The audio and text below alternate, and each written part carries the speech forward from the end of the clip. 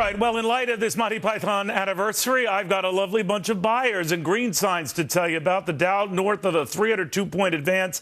There are a lot of reasons for this. Suffice it to say that almost everyone was going along for the ride, including some recently battered components like IBM and Goldman Sachs and Caterpillar. Here's what's got them in a buying mood. This notion that maybe the Federal Reserve holds off on raising interest rates. I know what you're saying. Wait a minute.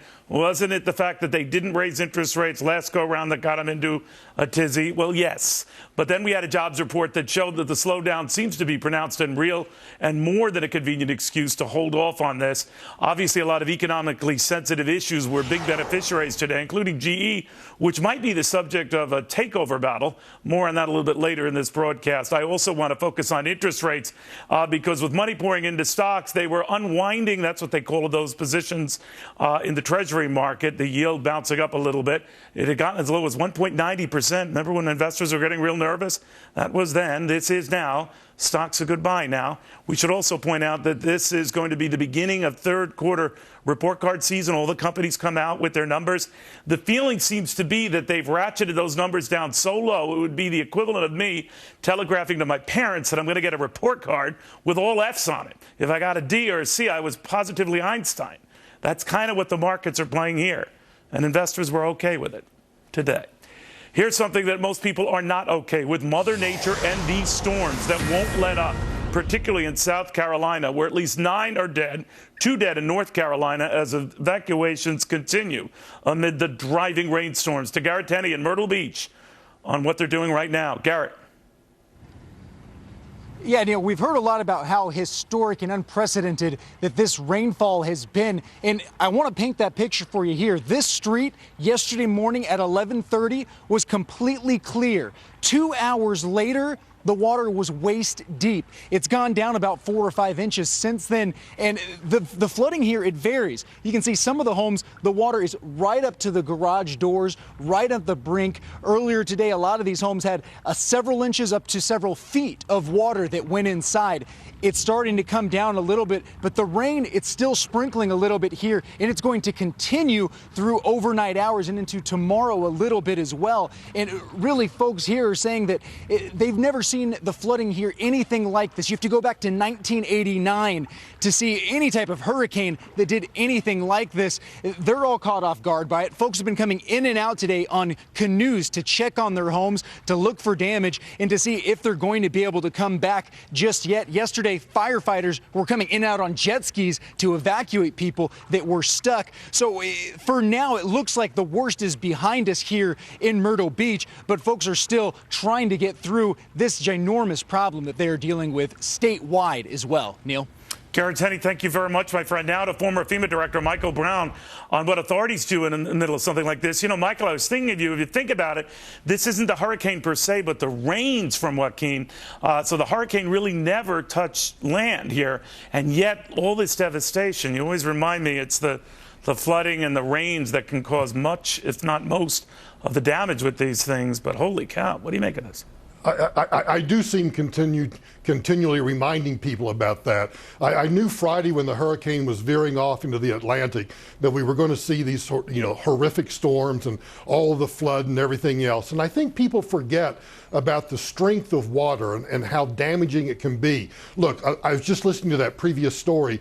As the waters recede, people are going to walk back into their homes. And what they're not going to see is the structural damage that's caused by these floods. They'll see the water marks, they'll see the ruined carpet, the ruined furniture, and everything else.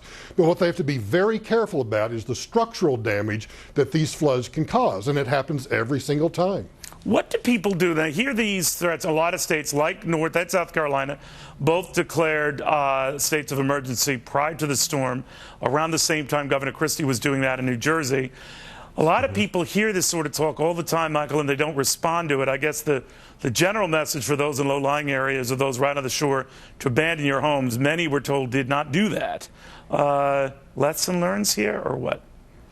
Well, and we repeat those lessons learned every single year, because the one thing that I heard in my 6 years inside the Beltway, Neil, every single disaster I went to, I always heard from individuals who said, I never thought it would happen to me. And I just think that's human nature. We live in such a fantastic country. We've got all this great technology. We have all these great things to protect us and keep us safe. But what we don't understand is that Mother Nature doesn't care about that stuff. And Mother Nature is going to do what Mother Nature is going to do. So the best that you and I can do is continually repeat to people and remind people that these storms can cause this kind of damage. You ought to heed these warnings. And I would say, congratulations to Governor Haley, Governor Christie, and the others who actually thought, whether the storm or the hurricane made landfall or didn't make landfall, they recognized they'd have this flooding, they recognized they'd have these problems, and they asked people to get prepared for it. The problem is people just don't heed those warnings. Well, I think as you said at the outset, Michael, they hear, all right, the hurricane isn't touching us, it's going to be a good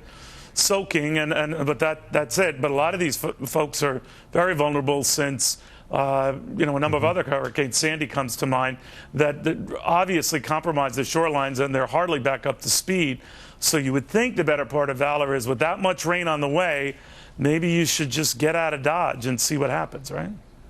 And that is the wisest thing to do. And the sad part is, the next story that you and I can probably do, Neil, will be that once the floodwaters recede, there will be, I'm afraid, there will be way too many people who will expect that their insurance company is going to pay for their damage. And then they're going to find out that the insurance companies don't cover flood damage. And so now they're going to look to the federal government. And there will be, not much that the federal government can do if you don't have flood insurance. There'll be some help, but not a lot of help. And then people are going to suddenly find, hey, I'm going to have to pay for all this myself. That'll be the next big story out of this storm. Well, we're already getting indications of that. A lot of people who had canceled flood insurance in and around these areas just as recently as last week. But a dumb question for you, Michael, if you'll indulge me here.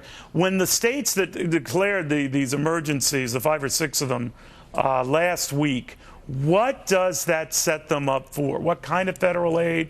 What can those who've been struck expect? What?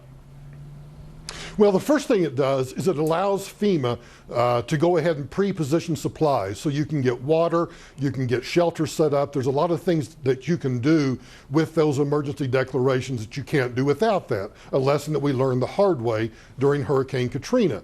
But what it really does is it just allows the federal government to turn on the money spigot. It allows them to start getting money out to state and local officials. And most importantly, it sends the message to state and local officials, don't worry about overtime for police and firefighters and others.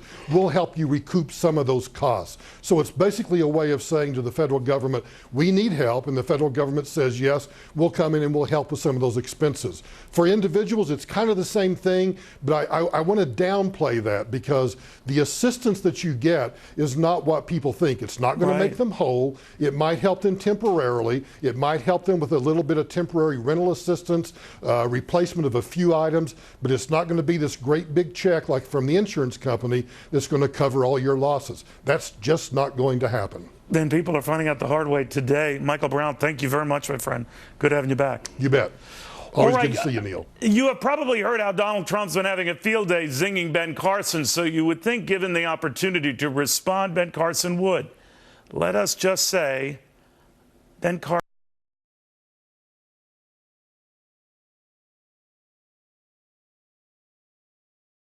Trump's been having a field day zinging Ben Carson, so you would think, given the opportunity to respond, Ben Carson would.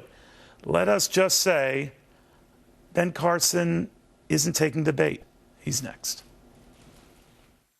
Whether that